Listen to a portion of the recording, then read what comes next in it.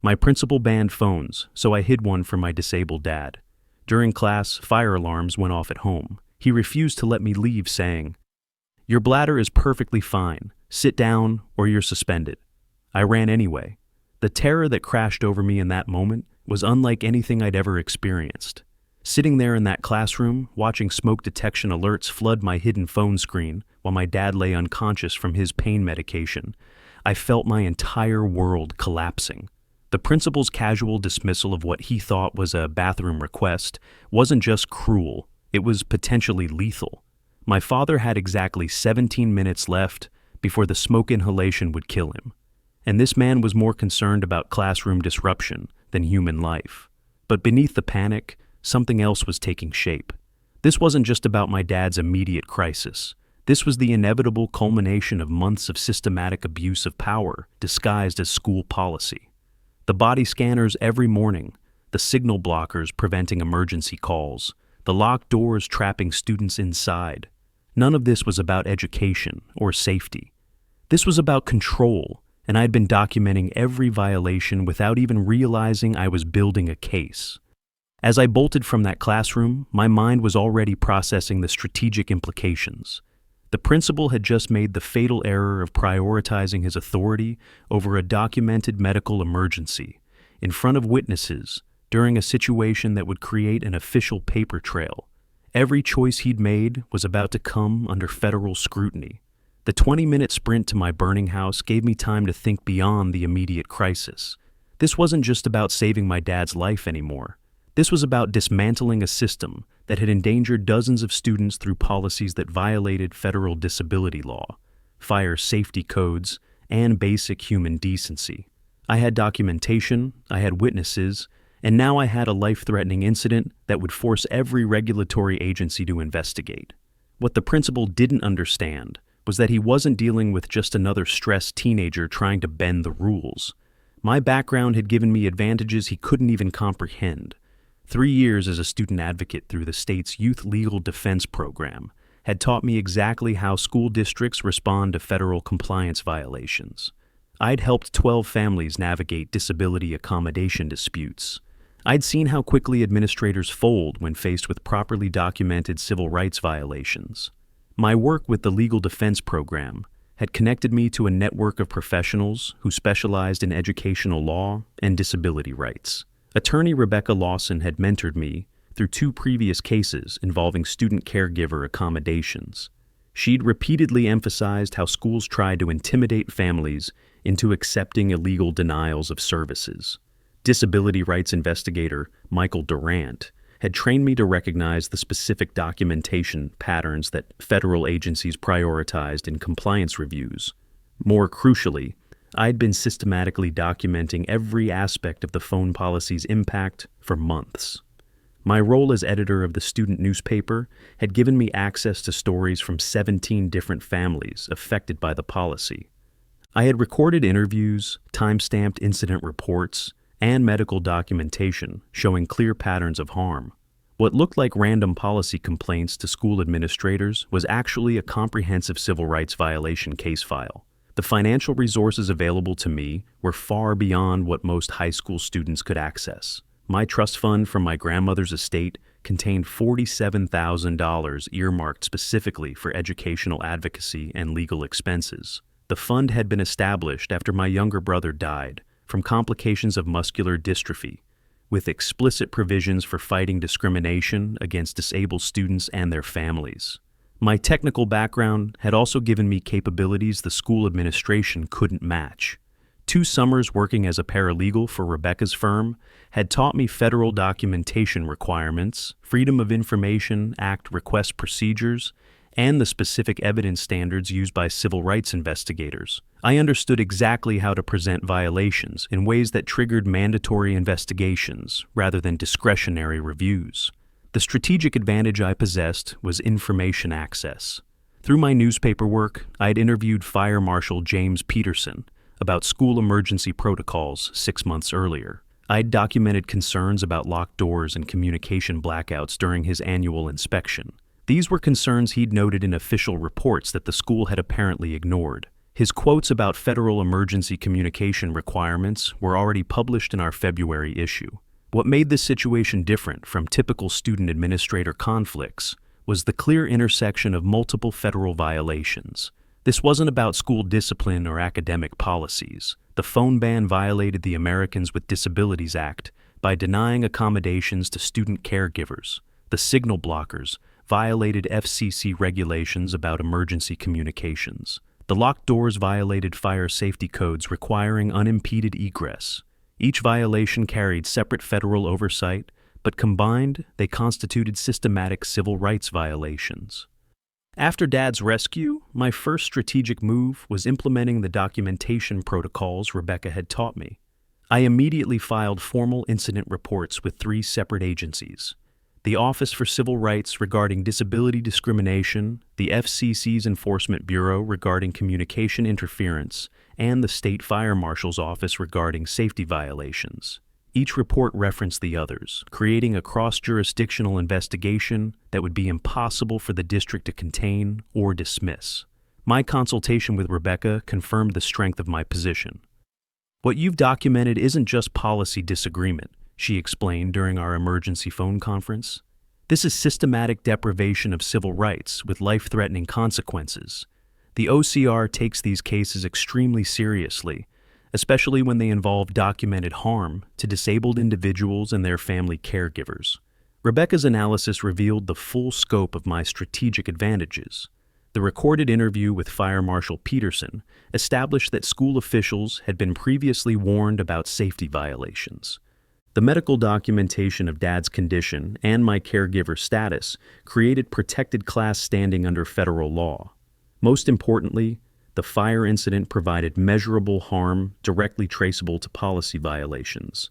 This transformed potential compliance issues into actual civil rights violations. My consultation with Michael Durant focused on investigation strategy and evidence presentation. Federal investigators see hundreds of complaints that are mostly documentation problems rather than actual violations, he explained. "Your case is different because you have systematic evidence of policy impact, contemporaneous documentation of harm, and clear connections between administrative decisions and federal law violations." Michael helped me organize my evidence into the specific categories OCR investigators prioritized: policy documentation showing discriminatory intent, incident reports demonstrating systematic harm, medical evidence establishing protected class status, and administrative correspondence proving school officials' knowledge of violations. This organizational framework would accelerate formal investigation timelines from years to months. The technical evidence gathering involved tools and techniques from my paralegal training. I submitted FOIA requests for all district communications regarding the phone policy, focusing on implementation decisions that would reveal discriminatory intent. I documented the specific technical specifications of signal blocking equipment to prove violation of emergency communication requirements. I obtained facility inspection reports showing how locked door policies violated occupancy codes. My strategic approach involved coordinated pressure through multiple regulatory channels. While the OCR investigated disability discrimination, the FCC pursued communication violations, and the Fire Marshal's Office reviewed safety compliance. This prevented the district from addressing violations piecemeal or claiming isolated policy problems. Each agency's findings would reinforce the others, creating comprehensive federal oversight of district operations. The evidence documentation phase required systematic coordination of witness statements, medical records, and regulatory analysis. I organized testimony from 14 students affected by the phone policy, each with independently verified medical or family emergency situations. Medical professionals provided expert analysis of harm caused by communication delays during health crises. Regulatory experts confirmed specific federal requirements that school policies violated. Most strategically valuable was the administrative compliance documentation. My FOIA requests revealed internal district communications, showing administrators awareness of potential legal problems with their policies. Emails between the principal and district legal counsel discussed liability risks from emergency communication restrictions. Meeting minutes showed the school board had been advised about accommodation requirements they chose to ignore. The consequences began manifesting within weeks of my formal complaints. The OCR opened a compliance investigation requiring comprehensive district cooperation with federal investigators. Fire Marshal Peterson issued formal citations for safety violations, requiring immediate facility modifications and policy changes. The FCC initiated enforcement proceedings that could result in significant financial penalties for communication interference. The principal's attempts to retaliate through disciplinary action backfired catastrophically. His threat to report policy violations to colleges during my accommodation meeting created additional evidence of discriminatory retaliation. When he filed formal charges for my phone policy violations, it triggered due process hearings where federal investigators could compel testimony about systematic discrimination patterns. The school board's response revealed the full scope of their legal exposure. District legal counsel recommended immediate policy revisions, comprehensive staff retraining, and settlement negotiations to limit financial liability. Insurance carriers threatened coverage exclusions for discrimination claims, forcing the district to address violations proactively rather than defend existing policies. Federal investigators' preliminary findings validated every aspect of my strategic analysis. The OCR determined that phone policy implementation violated accommodation requirements for students with caregiving responsibilities. Fire Marshal Peterson confirmed that safety violations created imminent hazards requiring emergency correction. The FCC documented communication interference that violated federal emergency access requirements. Within 3 months, the district had implemented comprehensive policy reforms, addressing every documented violation. Students with documented medical or family care needs received formal accommodation plans allowing emergency communication access. Signal blocking equipment was permanently disabled to ensure emergency call capability. Door locking policies were revised to comply with fire safety requirements for educational facilities. The principal faced professional consequences that effectively ended his administrative career. The state education department initiated fitness review proceedings based on federal investigation findings. His administrative certification was suspended, pending completion of extensive remedial training. The district reassigned him to non-supervisory duties while conducting their own internal investigation of his policy implementation decisions. The financial impact on the district exceeded $340,000 in direct costs for policy remediation, legal fees, and federal compliance monitoring.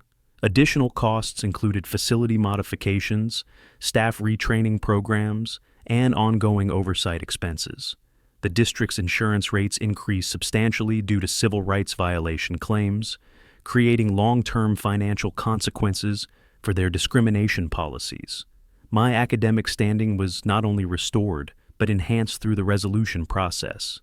The district expunged all disciplinary records related to phone policy violations and provided formal commendations for advocacy that improved student safety.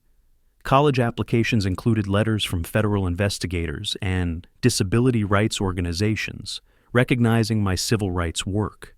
Today I'm studying constitutional law with plans to specialize in education disability rights. Dad lives independently with professional care support, funded through expanded disability services we secured during our civil rights case.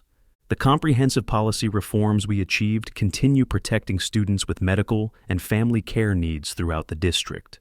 Rebecca Lawson continues mentoring my legal education, while Michael Durant provides ongoing guidance on civil rights advocacy strategies. The principal now works as a substitute teacher in a different state, having never regained administrative certification after our federal civil rights investigation.